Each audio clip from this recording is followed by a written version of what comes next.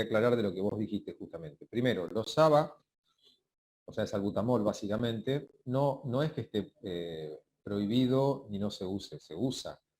Lo que pasa es que en estos últimos años se ha demostrado que en un grupo de pacientes utilizar budesonide formoterol o beclometasona formoterol, o sea, sería un corticoide inhalado junto con un broncodilatador de acción prolongada, sería más eficaz en cuanto a la prevención de las exacerbaciones, usado como medicación de rescate.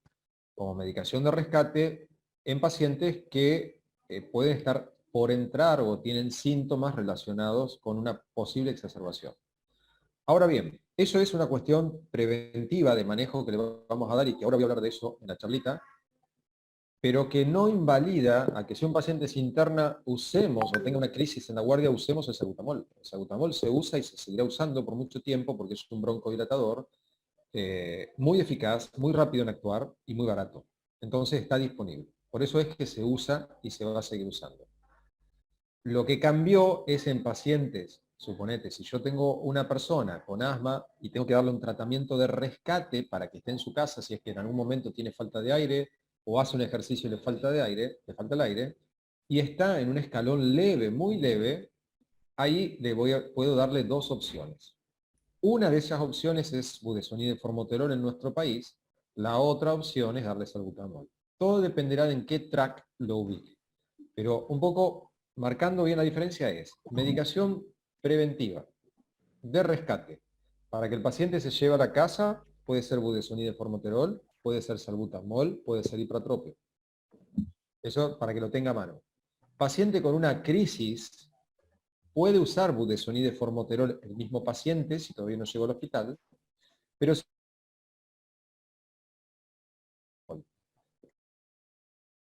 si vos tenés disponible budesonide formoterol, lo podés usar, pero te limita el tema de la cantidad de dosis que puedes usar. Vamos ahora a hablar, la idea mía es ahora darles una charla de asma agudo, justamente, que era lo que habíamos hablado el otro día en la reunión. Espérenme que voy a tratar de ubicarla acá.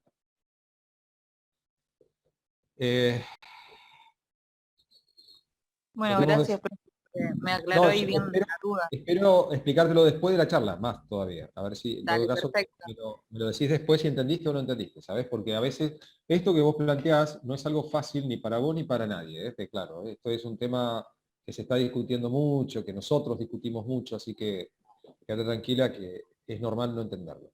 Bueno, Bueno, gracias. esto es asma agudo. Vamos a hacer una charlita con respecto a cómo es el manejo del asma. Primero hay que entender qué es una exacerbación de asma. Cuando ustedes nos escuchan hablar a nosotros, por ahí hablamos de crisis, hablamos de exacerbación, pero el concepto de hoy es exacerbación, quiere decir agudización del asma bronquial.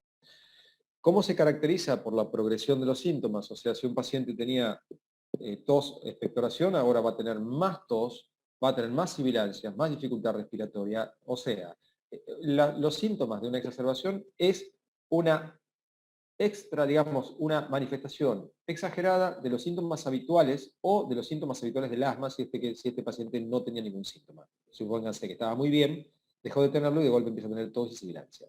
Que se acompañe indefectiblemente de una caída de función pulmonar, si lo pudiéramos medir, que genera un cambio en el estado del paciente. Quiere decir que ese paciente que tiene una exacerbación va a requerir tratamiento, corticoides, ir en la guardia, o sea, cambio en su ritmo habitual de vida, y que obviamente eso genera cambios en el tratamiento para que resuelva ese problema y para que no vuelva a caer.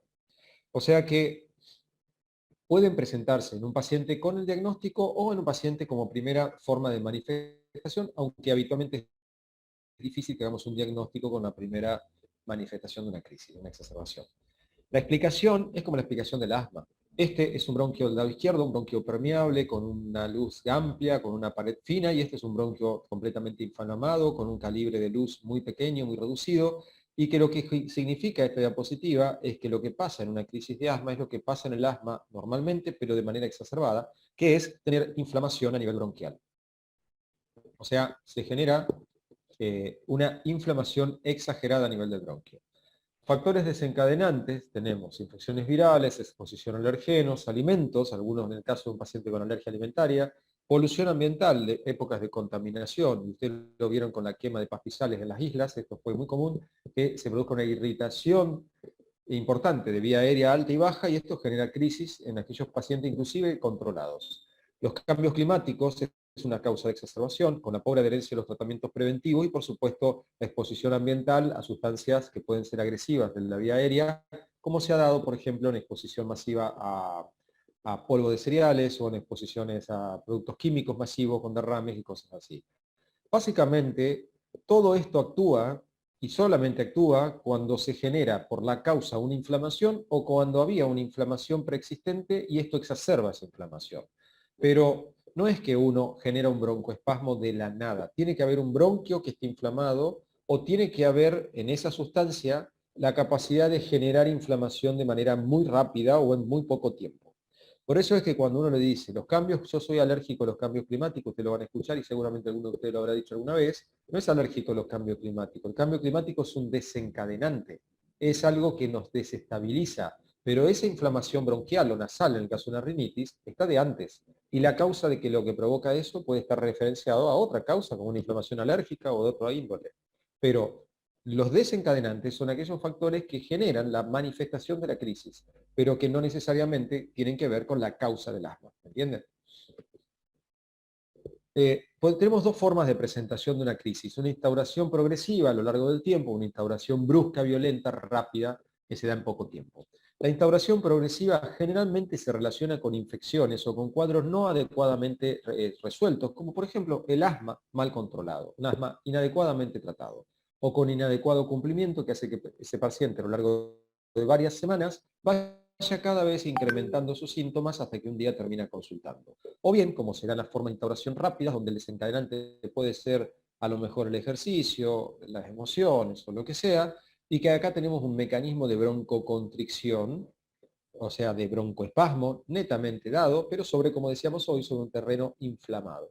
El otro día me vino a ver una chica hace unas semanas atrás que se peleó con el novio y terminó internada por una crisis de asma. Esto no lo digo ni por la chica ni por el novio, ni por la relación, sino que esto lo que quiero decir es que muchas veces las emociones son causa de hiperventilación. Esa hiperventilación, con el aumento del trabajo respiratorio en un bronquio inestable, quiere decir que un bronquio inflamado además es hiperreactivo, generó que ese mecanismo de taquipnea y de hipernea generó una broncoconstricción que le generó síntomas y generó la consulta y la internación. Se ve que se resolvió porque la vi ayer antes de ayer y me contó que se separó, así que por lo menos ese problema está resuelto. Pero a lo mejor tiene otro motivo de exacerbación en el futuro. Lo que, como nosotros tenemos que entender, es que esta chica tiene que ser tratada, no está grabada esta charla. No tiene que ser tratada para que un factor, como puede llegar a ser la emoción, no le vuelva otra vez a generar una nueva exacerbación. O sea, el problema dónde está, en que tenía un asma no controlado. Por eso, este mecanismo fisiológico generó los síntomas y generó la exacerbación básicamente. Bien. Este es un dato numérico que sirve para mostrar dónde se producen las crisis y las internaciones. Y si ustedes ven las edades por año, por supuesto no son estudios de acá, son estudios americanos, y como verán, las exacerbaciones de asma y las internaciones se dan de una manera bimodal, con un pico fundamentalmente a la edad joven de la vida, en la adolescencia y en los primeros años de la vida, luego desciende y luego se vuelve a ser frecuente alrededor de los 50-60 años. Esto quiere decir que estamos en presencia de... ok, perfecto, gracias por avisar. Esto quiere decir que tenemos frecuentes consultas en dos grandes grupos, que son los niños y son los adultos de edad media. Después, por supuesto, en el medio, normalmente la gente anda en otra o hace las cosas como corresponde y de esa manera tenemos menos problemas. Y las internaciones también tienen una distribución bimodal, aunque se desplaza hacia adelante, donde normalmente se internan los niños y personas de una edad media para abajo. Dentro de la distribución por sexo, como verán, los varones son los que suelen tener más problemas que las mujeres y eso está muy relacionado con la adherencia al tratamiento y con la percepción de enfermedad, que es muy diferente en hombres y mujeres.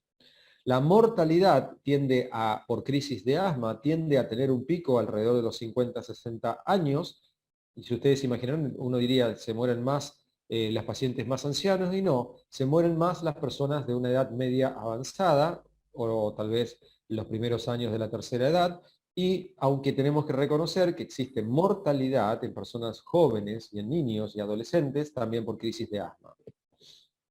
Bien, ¿alguna pregunta? Ok.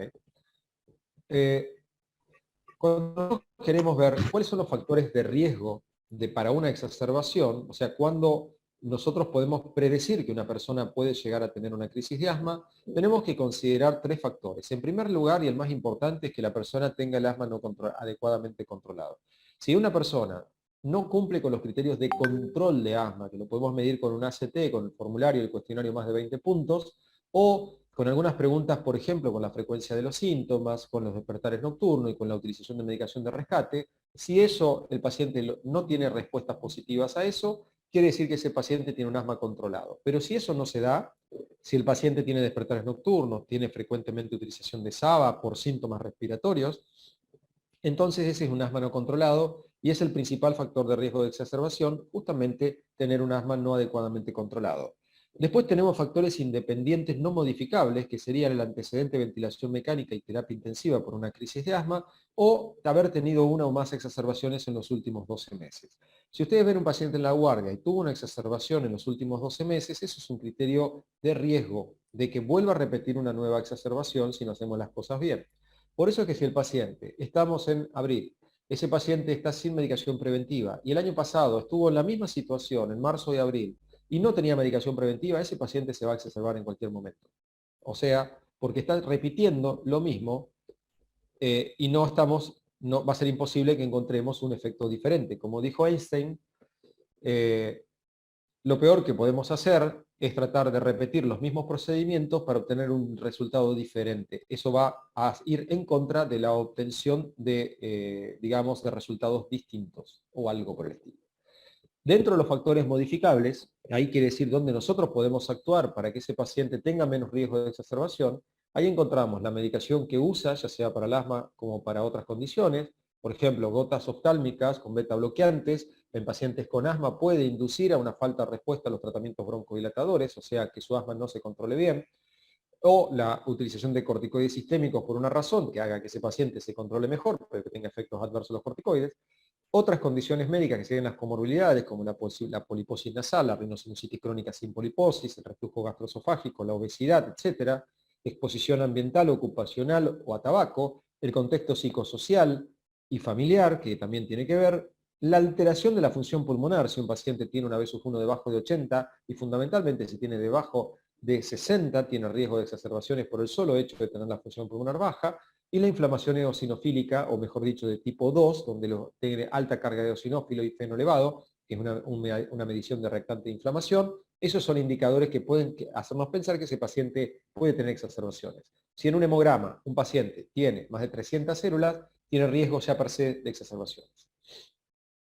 Fíjense esta espirometría, que acá lo que vemos es, esta es la curva expiratoria prebroncodilatadora, postbroncodilatadora, y estas son las curvas inspiratorias, como vimos la otra vez en la clase. Bueno, éramos pocos. Y esto que se ve acá es la respuesta en la curva volumen-tiempo, donde vemos cómo gráficamente cambia de una forma sustancial el área bajo la curva. O sea, los mililitros que están debajo de la curva prebroncodilatadora y postbroncodilatadora es inmensamente distinto, ¿no? Cambió un montón. Si nosotros vamos a ver esta espirometría, que calidad A, y la vamos a ver qué B1 tenía, nos vamos a encontrar que la B1 de esta paciente era de 25. 700 mililitros soplaba. Para lo normal de ella, que debería haber sido 2,13 litros. Es decir, 25% del normal. Con un patrón absolutamente obstructivo, debajo de 70, 30, ¿no? Ahora, si yo le hago el broncodilatador, 4 disparos de salbutamol, espero 10 a 15 minutos y la vuelvo a soplar, normaliza. 94 de B1.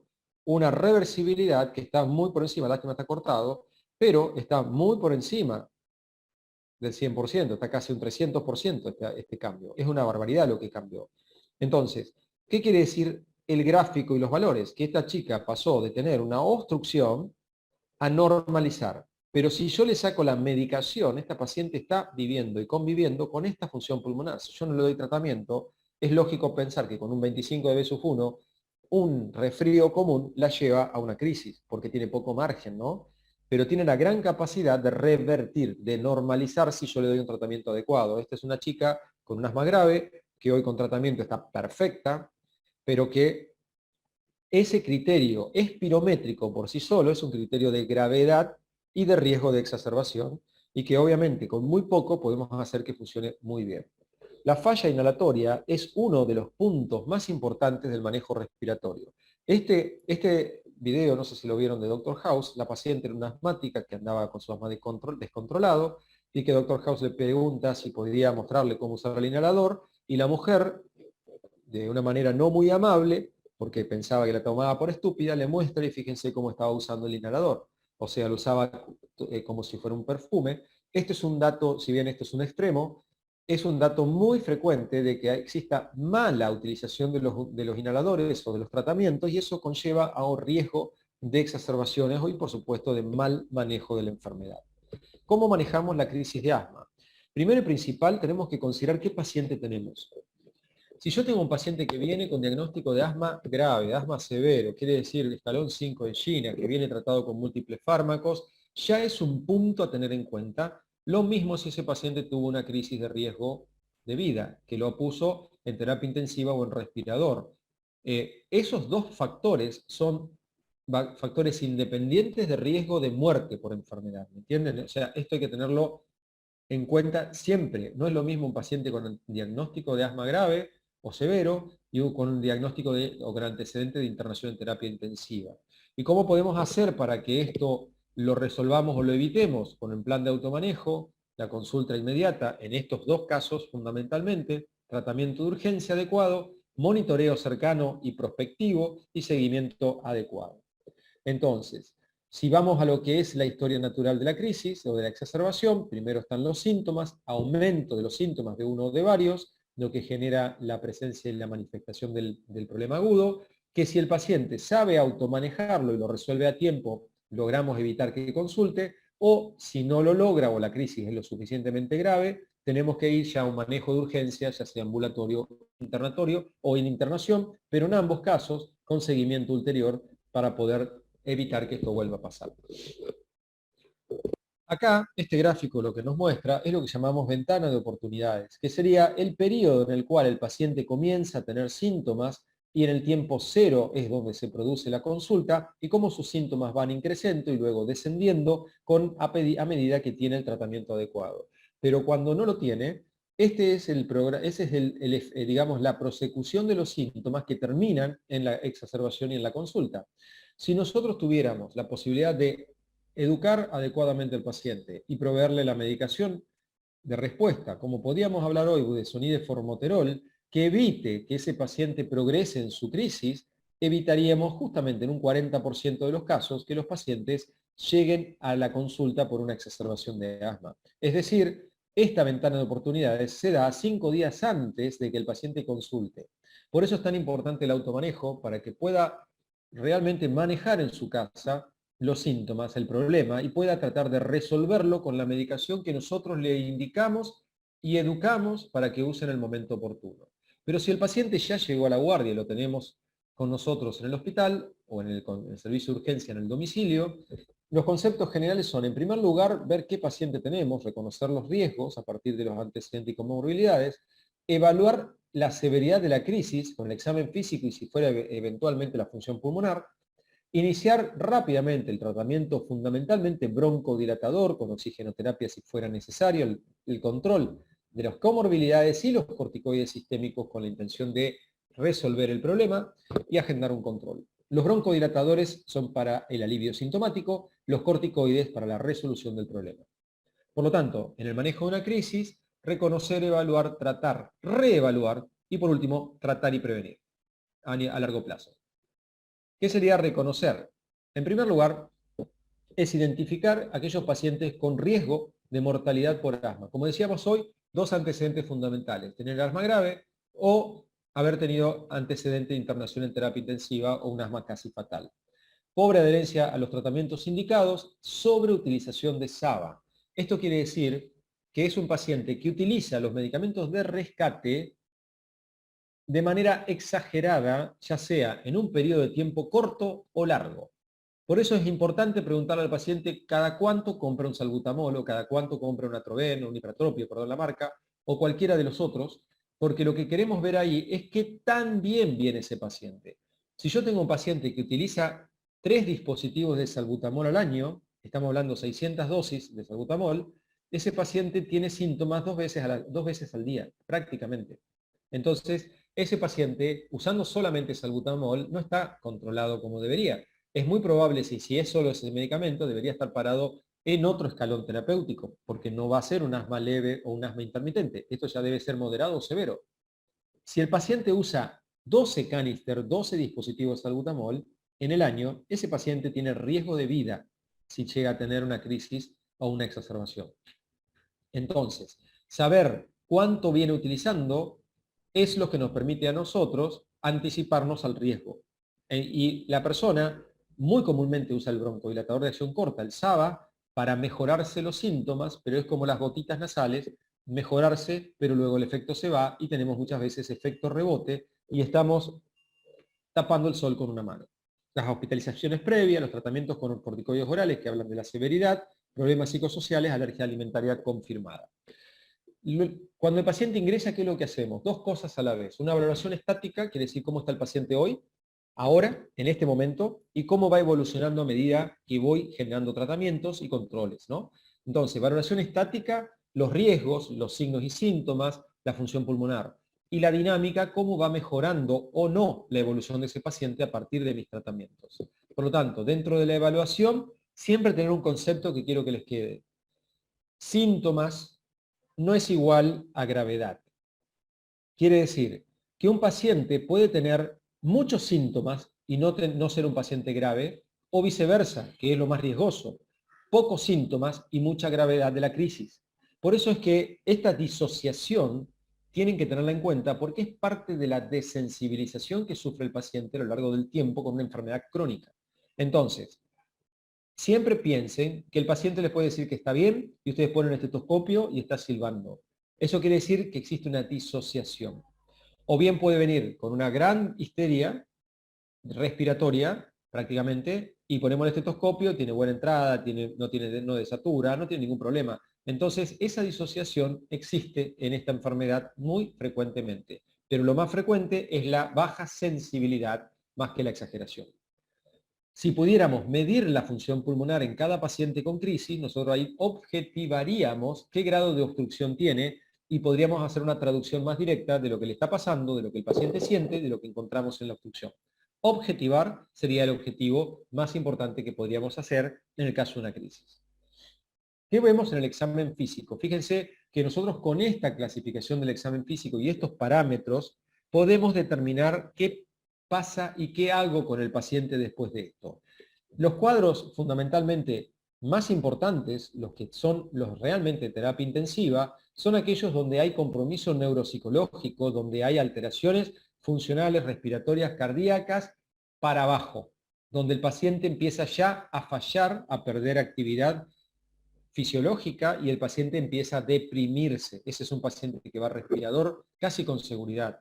Ahora, una forma grave, intermedia, es cuando el paciente tiene dificultad respiratoria, tiene problemas para mantener el hilo de una conversación, no puede hablar más que en palabras entrecortadas, en un nota agitado, y por supuesto taquifícmico, taquifícmico, taquipneico, y con utilización, en la mayoría de los casos, de músculos accesorios. Y las sibilancias son un común denominador. En los casos leves, puede ser que tenga runcus, porque el grado de obstrucción puede marcar un sonido sibilante agudo o un runcus grave, justamente por bronquio no tan cerrado, pero con algo de broncoespasmo.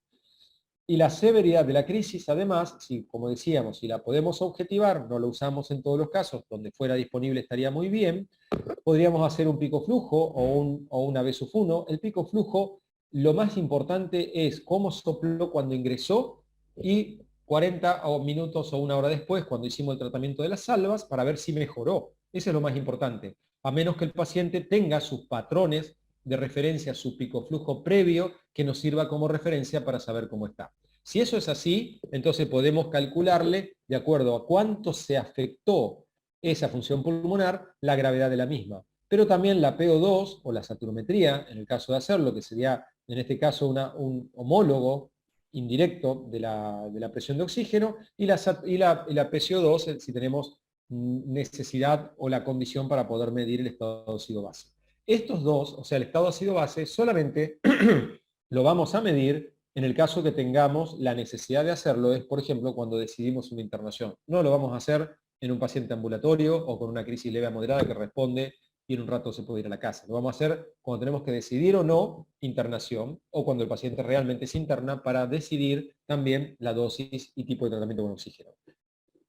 ¿Y cómo tratamos? La severidad, de acuerdo a la severidad, daremos el tratamiento. En las formas leves, broncodilatadores y a lo mejor una dosis de corticoide, 3 días máximo.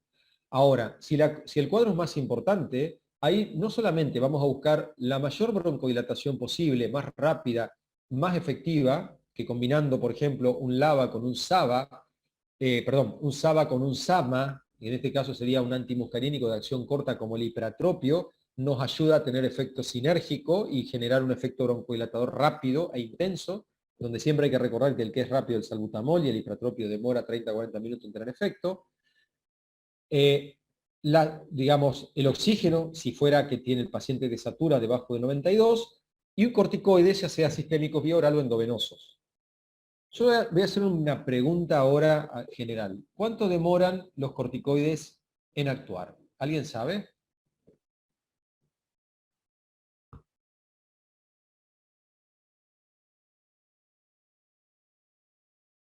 ¿Cuál es el corticoide más rápido? Le voy a afinar la pregunta. ¿Cuál es el corticoide que actúa más rápidamente? Hidrocortisona. ¿En cuánto tiempo, lo sabes? 30 a 60 minutos más o menos. Olvídate. Mientras ustedes piensan y googlean, yo voy a pedirme un café. ¿Se imaginan? ¿Alguien en cuánto actúa? Varias horas, puede ser 4 o 6 horas. Exactamente. ¿Quién habló? Yo, Noelia. ¿Es así? sí. 4 a 6 Sí. horas. En 4 horas, perdón, es el efecto pleno. En 2 horas comienza a actuar la hidrocortisona, pero el efecto pleno va a estar en 4 horas. O sea que ningún corticoide actúa lo suficientemente rápido como para que mejore el paciente rápidamente. Eso es importante tenerlo en cuenta cuando ustedes tienen una guardia. Porque si ustedes se basan en el efecto corticoide y que el paciente mejoró o va a mejorar, olvídense, va a ser dentro de horas. Entonces, el efecto broncodilatador o el efecto clínico significativo lo van a dar con la broncodilatación, lo van a dar con los aerosoles o con las nebulizaciones si tienen posibilidad de hacerlo, pero no lo van a dar, no lo va a lograr el corticoide. El corticoide lo que va a hacer, y el sentido del uso del corticoide, es para que se vaya resolviendo esa broncoobstrucción y que el paciente, o sea, responda definitivamente y no vuelva a caer. Entonces, no lo va a resolver inmediatamente. Por eso es que si yo tengo que elegir un medicamento para darle al paciente para que responda, le voy a dar la combinación de broncodilatadores, le voy a dar el oxígeno, por supuesto, y le voy a dar después el corticoide. Como en una reacción anafiláctica. ¿Ustedes saben cómo se usa una reacción anafiláctica? ¿Cuál es el ABCD o el ABC? ¿Lo saben? Sí, adrenalina, difenhidramina y hidrocortisona. Bien, perfecto. Es el ABC, A, adrenalina, B, Benadryl, que sería la difenhidramina endovenosa o cualquier antihistamínico de tipo 1, anti-H1 de primera generación endovenoso, y por último, el corticoide, porque es lo último que actúa. Entonces, nunca nos equivoquemos en pensar que un decadrón resuelve una anafilaxia o resuelve una crisis de acá. Lo que hace el decadrón es mejorar un tiempito y después tengo que ver cuál es la vida media y cuánto tiempo lo voy a usar. Entonces, volviendo al tema, es una crisis moderada, severa o paro respiratorio inminente, una crítica, el tratamiento broncodilatador es exactamente el mismo. Lo que cambia es que, mejor dicho, en todos vamos a hacer unas salvas le vamos a dar 4 puffs de salbutamol, 4 puffs de hipertropio cada 20 minutos en 1 hora, o sea, 3 veces, y después lo vamos a arreglar de acuerdo a la necesidad.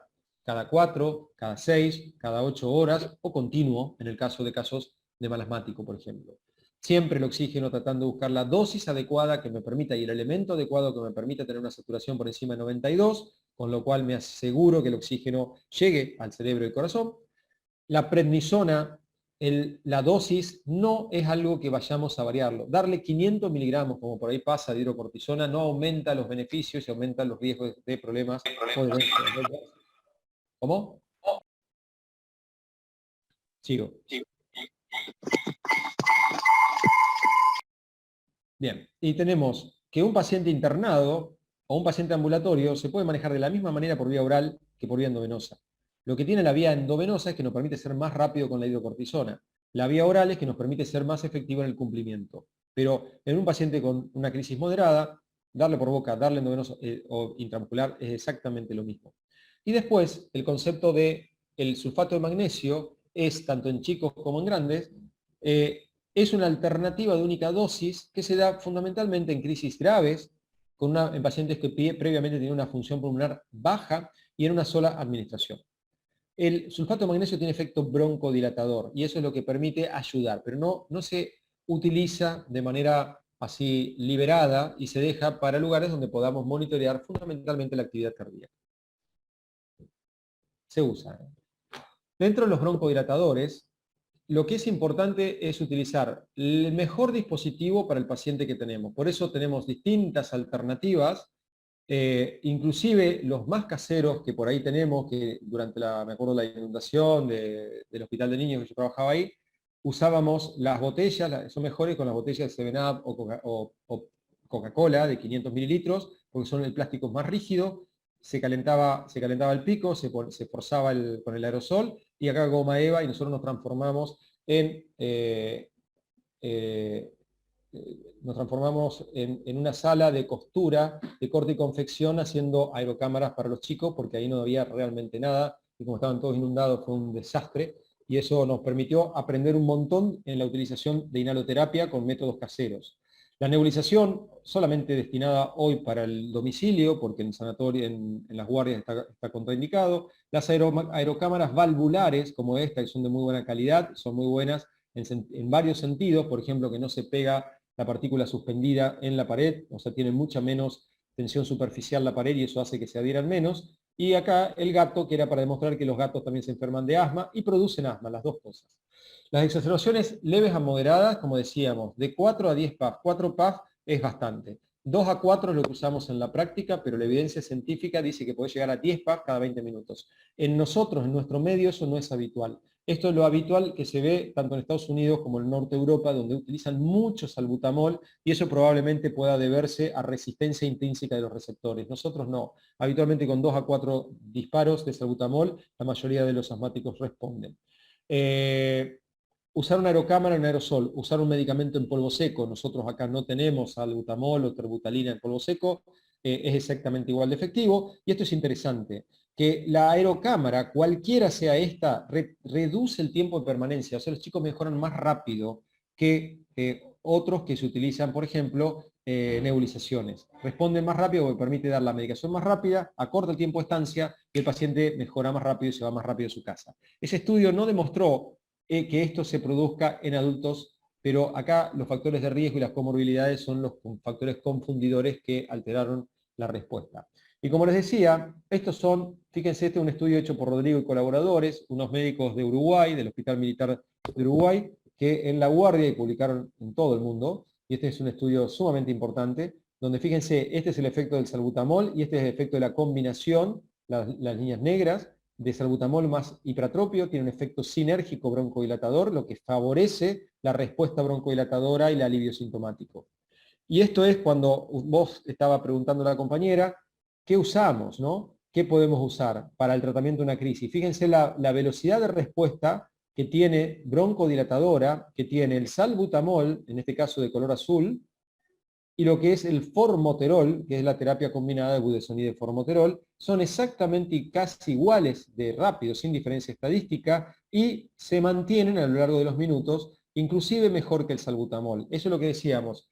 El formoterol, asociado a un corticoide, y el salbutamol hacen que los pacientes abran los bronquios de manera rápida. Lo que tiene el formoterol es que si le combinamos con un corticoide, te permite que además tenga un efecto antiinflamatorio en el momento de utilizarlo. Nosotros hicimos un estudio ahora, hace muy poco tiempo, todavía no publicado, está en camino, donde va a salir una combinación de salbutamol con budesonide para un laboratorio británico.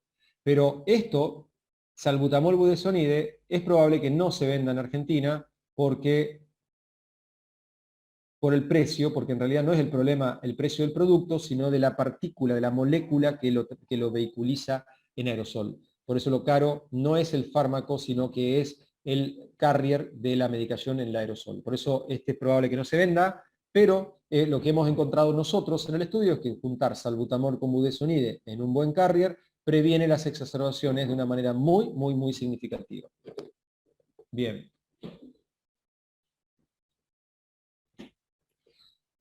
Este es el estudio Sigma, que es un estudio que le dio base a la clasificación de asma que nosotros vimos en el track 1 de China. Si ustedes habrán visto, tenemos el escalón 1 y 2, que son uno solo prácticamente, y que ahí donde se dice que los pacientes tienen que usar solamente budesonide formoterol o beclometasona formoterol si tienen síntomas. Este es el estudio que le dio origen a esto.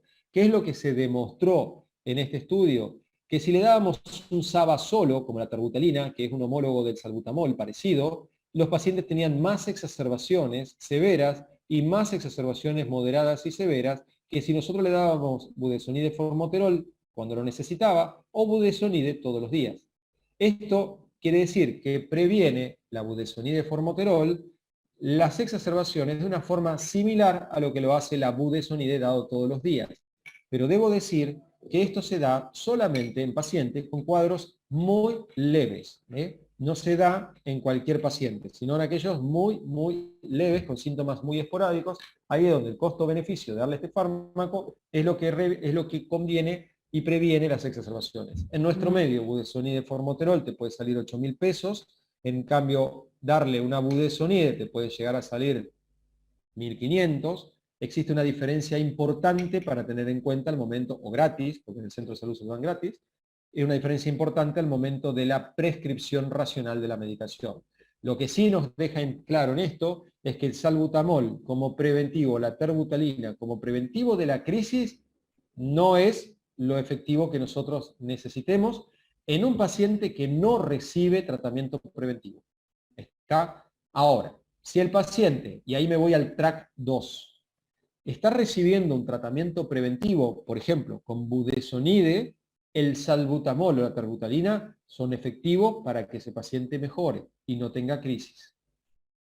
No sé si respondo la pregunta de hoy, pero la idea es que ustedes me entiendan que si el paciente está en un escalón muy leve, síntomas muy poco frecuentes, no exacerbaciones, no internaciones, le puedo dar budesonide formoterol para que lo use cuando lo necesita, o sea, a demanda. Y es mejor que darle salbutamol solo. Ahora, si el paciente tiene un tratamiento de base, como por un preventivo de base como la budesonide o cualquier otro, puedo darle el salbutamol sin ningún problema. ¿Se entiende la explicación?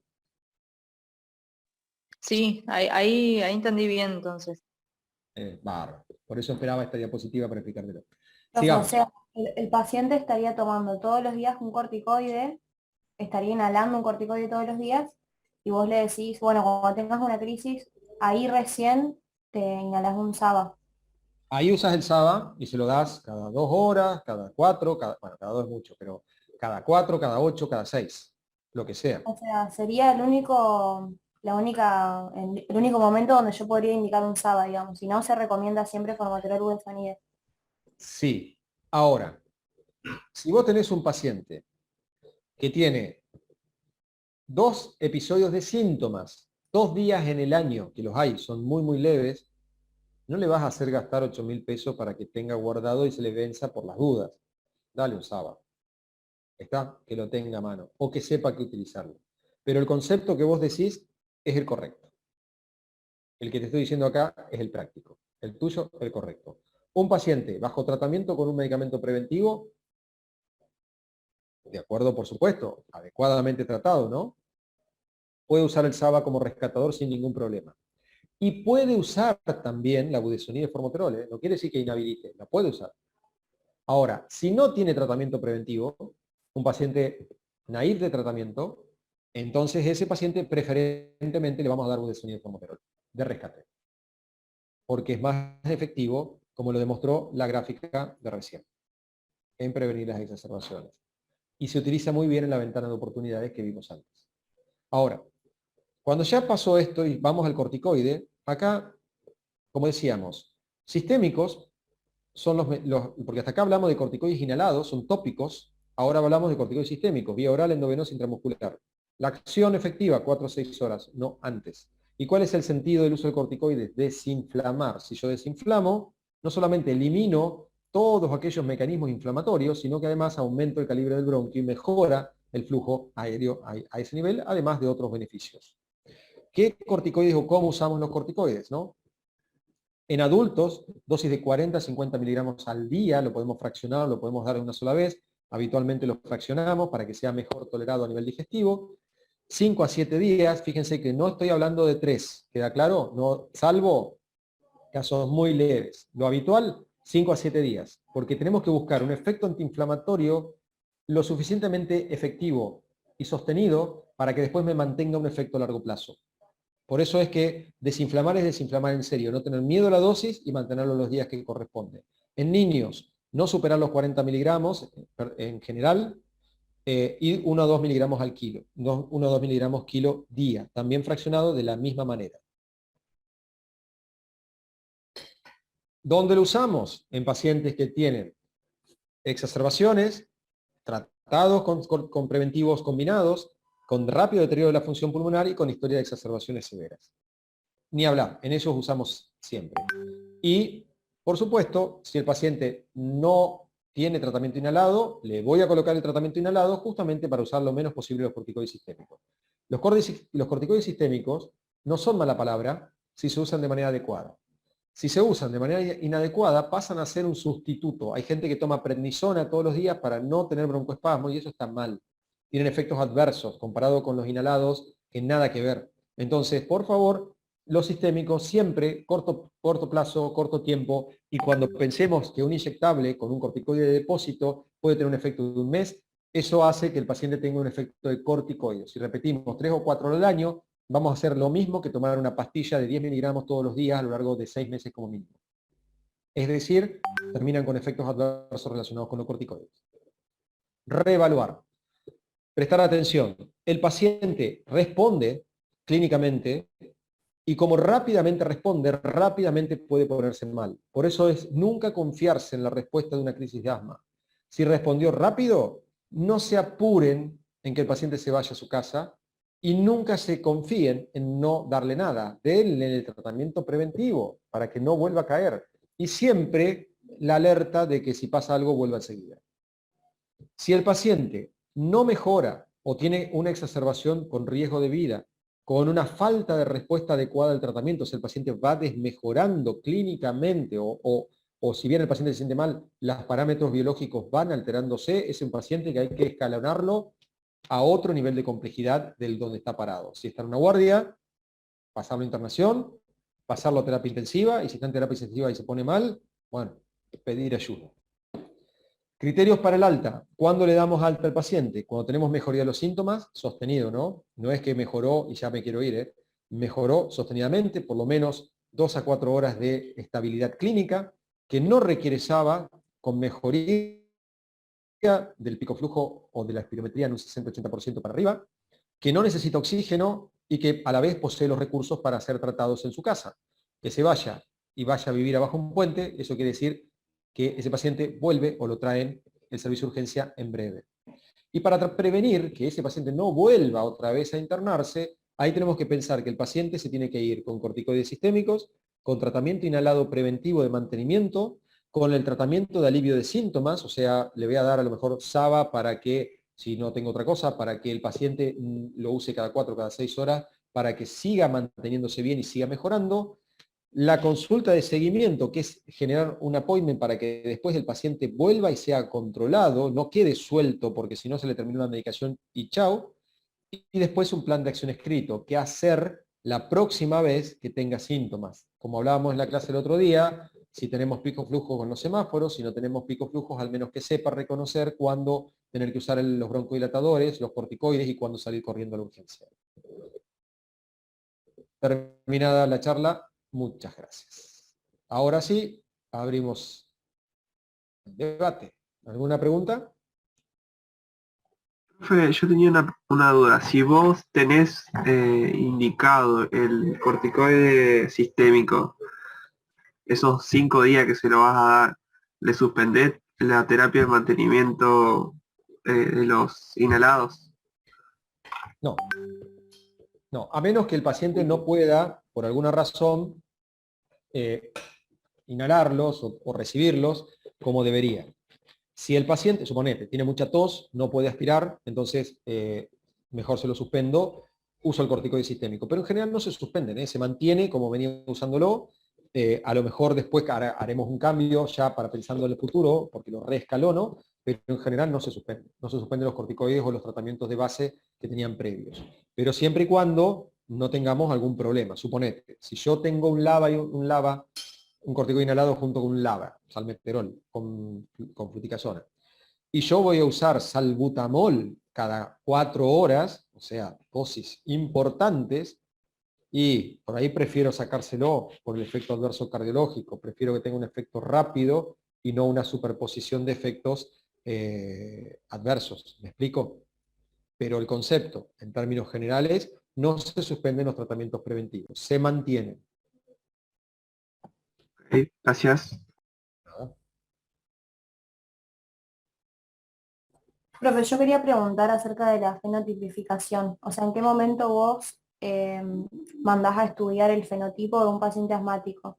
Porque la guía solamente decía que era cuando ya era muy grave, que ya no sabes más qué ponerle porque el paciente no responde, pero a la vez hay asmas que son resistentes a los corticoides desde el inicio y necesitas saber si va a responder o no al corticoide antes de darle un tratamiento, de empezar a dar un tratamiento con corticoides. No sé si se entiende. Sí, sí, te entiendo, pero ahora te lo explico. ¿Podés Ok, poner la cámara? sí. Te quiero ver la cara. La cuestión es la siguiente.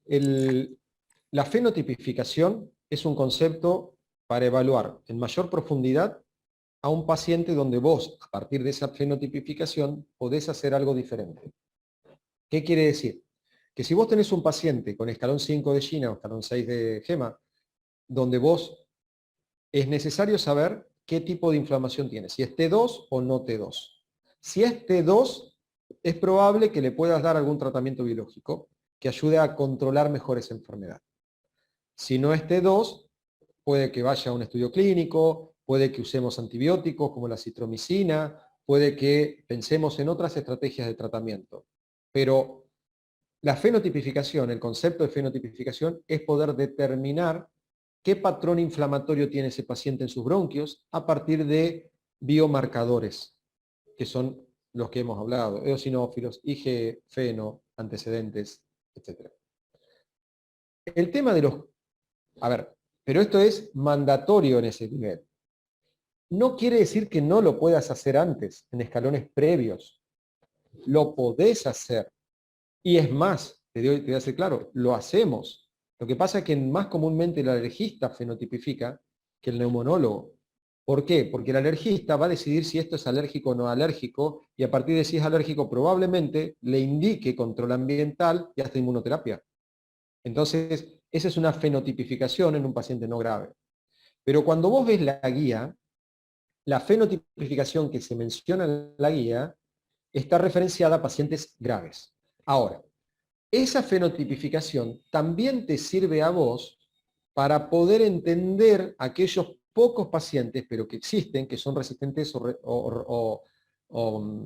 sí, son resistentes a los corticoides sistémicos o a los corticoides inhalados. Porque vos tenés un paciente grave que no se controla adecuadamente por más que vos le hayas dado todo. Entonces tenés que fenotipificarlo. Es probable que ese paciente sea un perfil no T2. Y un criterio para que te caiga en ese lado es justamente la resistencia a los corticoides. Por eso es que la fenotipificación se hace en escalones de severidad para saber y poder interpretar mejor al paciente. Porque si no vos metés en una sola bolsa aquellos pacientes que solamente utilizan fluticasona salmeterol a dosis alta o cualquier otro corticoide broncohilatador a dosis alta, pero parecerían ser lo mismo y en la vida no lo son. ¿Me explico? Sí, profe, se entiende. Pero, por ejemplo, o sea, tenés que llegar como re lejos, o sea, en el tiempo llegás muy tarde, a eso voy. Si No. vos te diste cuenta recién en el quinto escalón que el paciente no te respondió a nada, no sé, yo siento como que se perdió tiempo, digamos. No, a ver, el paciente que llega a un escalón 5, en general, cuando llega a un escalón 5, no es que debuta en un escalón, mejor dicho, no es que fue progresando su enfermedad a lo largo del tiempo o a lo largo de meses o semanas. Normalmente el escalón 5 es la condición de la mayoría de los pacientes que están a ese nivel. O sea, son así. No es que vos tenés que llegar, justamente el trabajo nuestro es que no llegue el paciente a esa condición. Pero la clasificación, y yo entiendo tu pregunta, tiene que ver con que esta es una clasificación farmacoclínica. O sea, tiene que ver con qué medicamento usamos para tratar a un paciente que tiene estas características. Es discutible la clasificación y estoy completamente de acuerdo porque no todos los pacientes machean para esa clasificación. Pero la cuestión es identificar rápidamente un paciente en el escalón que esté y darle tratamiento. Ese es el sentido de la guía. ¿Para qué? Para que no desmejore y tengamos que utilizar cada vez más recursos y el paciente vaya perdiendo salud y vida. Entonces, si vos te encontrás con un paciente con escalón 5, ese paciente debería estar fenotipificado. Si no lo está, es porque alguien cometió un error o el paciente no consultó o lo que sea. Pero se debería fenotipificar todo paciente escalón 5. Si está en un escalón 4, ¿se puede fenotipificar? Por supuesto que se puede fenotipificar. Lo hacemos en la práctica. Ahora, ¿cuál es el sentido de la fenotipificación? O en un escalón 3 te voy a poner para no confundir. ¿Cuál es el sentido en ese caso? Tratar de ayudar al paciente, pero yo no le voy a indicar un biológico para ese paciente, porque no está indicado. El biológico se deja solamente para casos graves. A lo mejor el día de mañana, cuando los biológicos sean más baratos, puede ser que lo ubiquemos más adelante, pero hoy no. O sea que, vuelvo a repetirte, la fenotipificación es para entender mejor un paciente que no se controla bien con la medicación que deberías darle para un escalón 5, habiendo hecho todo lo correcto. Control de comorbilidades, educación, correcto uso de inhaladores, que no le falte la medicación. Que no fume, que no se exponga a irritantes de la vía aérea, etcétera, etcétera, etcétera. Una vez que vos llegaste a esto y el paciente sigue mal, la fenotipificación es para dar el paso a tener que darle o no darle un biológico. Yo todos los días fenotipifico. Vos venís acá a la consulta y vas a venir con un asma leve, que yo no veo en general, veo asma más grave, pero se te va a hacer la IgE, la testificación, la espirometría y, si es posible, feno. Se te va a hacer todo. ¿Por qué? Porque yo fenotipifico a los pacientes en cualquier nivel de la severidad. Pero, ¿ustedes qué me tienen que decir? Que en escalones graves se fenotipifica al paciente para indicar qué tipo de inflamación tiene y eventualmente si hay un tratamiento que se le pueda sumar. Bueno, ok, gracias. Profe, Doctor, Por favor, perdón. nos quedan 13, vamos. Bueno, yo tenía una consulta con respecto a la correlación clínico-terapéutica de los pasos, que lo había leído de distintas formas. O sea, la Gina no te especificaba bien, por ejemplo, paso 1 y 2 para un intermitente o persistente leve. Paso 3, por ejemplo, para una moderada y 4 o 5 para una severa. No estaba bien específico. Si bien no todos encajan, como dijiste vos recién, quería saber más o menos la orientación, o sea, cómo guiarme, digamos, en función de la clínica. Tu pregunta está bien porque eso no está claro y antes era de una forma y ahora es diferente. Es más, la semana que viene, que sale la guía de Gina y la guía de Gema, la Gema sale la semana que viene y la otra Gina, nueva, les vamos a tomar con la vieja, quédense tranquilos, se produce esto de que no se entiende bien qué pasó con el intermitente y con el persistente leve, porque ahora están metidos todos juntos. Entonces, el sentido práctico, el intermitente, es aquel que tiene, si bien no hay un número que te diga son 4 o 5 veces que tuvo síntomas a lo largo del año, es aquel paciente que tiene síntomas extremadamente esporádicamente. O sea, muy de vez en cuando tiene síntomas. Muy de vez en cuando y no tiene exacerbaciones, a eso me refiero. Si el paciente con asma tiene una exacerbación, cambió de escalón, ¿me entienden? Si el paciente tuvo una exacerbación, cambió, se fue al de arriba. O sea que si era un escalón de un asma intermitente y de golpe tiene, ya no es intermitente, ya se considera escalón 1 persistente. O 2 si el cuadro fue muy importante. Pero cambió. Si está en un 3 y tiene una exacerbación, 4, automáticamente. Porque vos tenés que cambiar el estatus. Entonces, el intermitente, síntomas extremadamente esporádicos. Aquel paciente que no viene a la consulta, que es el que te cuenta de casualidad que por ahí se le cierra el pecho, pero muy de vez en cuando. El persistente leve, aquel que tiene síntomas frecuentemente. Ahí sí te voy a ser sincero. No sabemos todavía quién es el persistente leve, porque estamos discutiéndolo. La guía argentina que se está haciendo en este momento todavía no definió qué es ser leve, porque depende de cuántas veces al mes usás el salbutamol o tenés síntomas.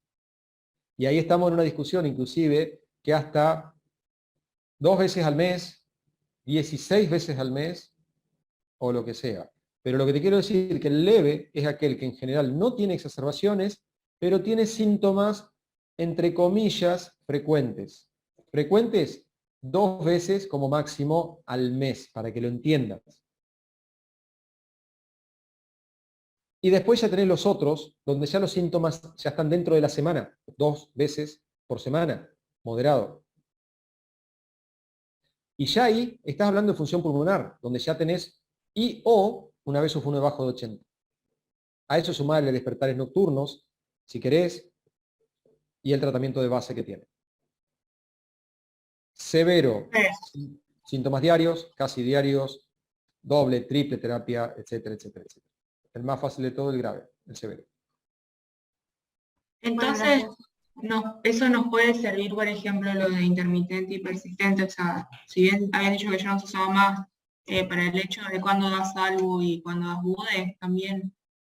Es un intermitente, un paciente tiene 2 o 3 veces al año síntomas que mejoran y punto. Se hace un salbutamol y mejora, le das salbutamol, o si querés le das budesonide de formoterol y que se lo guarde si tiene la posibilidad de hacerlo. Eso depende de cada uno, ¿no? Pero le podés dar cualquiera de los dos en ese caso, porque es muy, muy, muy esporádico. Y si vos te querés quedar tranquila y decir, mirá, no quiero, si tiene síntomas, no quiero que nunca tenga una crisis, a lo mejor se agarra una gripe A y se enferma, entonces dale budesonide de formoterol, porque es el paciente donde vos estás trabajando con una mejor forma. Le das un medicamento más adecuado.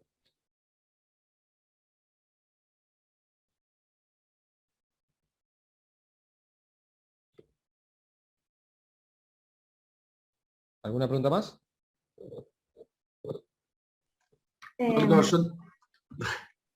No, no pasa nada. Nicolás, te toca a vos.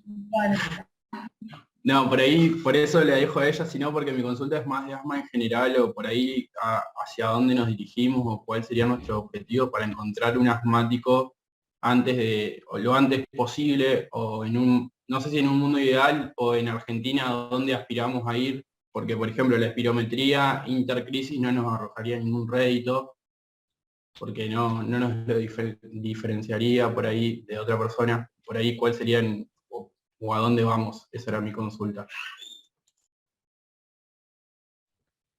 Tu consulta es ambiciosa, pero si vos te referís a un método que nos permita a nosotros poder detectar pacientes precozmente, yo te diría que hoy no existe y probablemente tampoco exista, porque vos te manejás, a lo mejor podés predecirlo a partir de los antecedentes de familiares, lo podés predecir a partir de los antecedentes personales, pero se han hecho investigaciones inclusive con sangre de cordón, por ejemplo, para saber si tenía IgE elevada cuando nacían los chicos y predecir qué riesgo tenía. La verdad es que lo que hoy se trata de hacer es, y que está basado en estudios más que nada en pediatría, por el Taxon Respiratory Study, por ejemplo, es tratar de predecir riesgos, es decir, qué paciente puede llegar a tener manifestaciones, y si tiene manifestaciones, como broncoespasmos, si ese paciente esto que tiene es el comienzo del asma, ¿no? Todavía eso no está necesariamente claro o necesariamente utilizado en la práctica, pero la verdad es así, más o menos. Si vos, o sea, yo creo que el enfoque que vos planteás es, si nosotros miráramos pediatría y entendiésemos a los chicos cuando empiecen con los broncoespasmos, nosotros estaríamos manejando asmáticos desde los primeros años o momentos de su vida y evitaríamos muchos problemas a largo plazo. Ahora, si nosotros, eso no aplica para el adulto, que es otra condición. Pero ¿por qué es importante el niño? ¿Por qué es importante el lactante cuando empieza con broncoespasmo? Porque es ahí donde podés detectar y donde son la mayoría de las manifestaciones, como vimos en las gráficas de hoy. No obstante, hoy está estudiado que el 50% de los chicos menores de 3 años tienen sibilancias en algún momento de esos 3 años. El 50%, 49, pero 50%. La mitad de los niños tienen sibilancias. De esa mitad, lo vamos a dividir en 3 grupos. Aquellos que empiezan de chiquititos después de una bronquiolitis, que son los sibilantes precoces, que habitualmente dejan de tener problemas ante los 3 años, sibilantes precoces transitorios. No son asmáticos. Esos son chicos con bronquioespasmos postvirales. Después tenés aquellos que comienzan también en la misma edad, que son sibilantes precoces, pero que se mantienen estas sibilancias más allá de los 6 años. Sibilantes precoces persistentes. De ellos la mitad son asmáticos. ¿Cómo hacés para diferenciarlos? Con la IgE, con las pruebas cutáneas, con los antecedentes personales, si tiene rinitis, si tiene eczema, si tiene antecedentes familiares. Y después tenés el sibilante tardío, el que comienza después de los 3 años, que ahí la mayoría son asmáticos. También tenés que hacer lo mismo, también tenés que fenotipificarlo, como hacíamos recién, pero con eso vos sabés riesgo. Si vos entendés bien esos chicos y los tratás y los considerás y haces prevención, cuidado medioambiental y todo, vas a evitar que muchos de ellos pasen a ser los asmáticos del futuro. Y muchos de ellos con problemas serios. Esto que parece tan claro y que está plasmado en la bibliografía, no es que estoy diciendo algo mío, esto es Fernando Martínez, Taxon Respiratory Study, es un pediatra neumonólogo que trabaja en Estados Unidos, chileno, y que esto está escrito. Ahora, aplicarlo es lo difícil. Que se entienda es lo difícil. Es la gran discusión que tenemos. Pero lo tuyo que vos preguntás se puede hacer pensando solamente en factores de riesgo. Ahora, ¿hay un elemento que te permita a vos hacer un diagnóstico perfecto antes de que el paciente pase? Todavía no. Cuando tengamos genética puede ser, pero por el momento no tenemos. Perfecto, doctor, muchas gracias. Te quedaba, creo que Rocío, tenías lo último para decir. Sí, no, igual ya está, era por el tratamiento en el paso 3 y 4. Quería preguntar si era, si se basaba igual todavía en dosis bajas o intermedias de LABA y corticoides inhalados. Si variaban, si era bajas y medias, digamos. Mirá, está clarito en la guía, pero lo que tratamos de hacer es usar siempre la menor dosis de tratamiento corticoide, de ser posible. Por eso es que la asociación a un LABA es para no tener que subir corticoide inhalado. Si no tenés LABA, subís la dosis de corticoide, que es lo que hacen en este galón 4.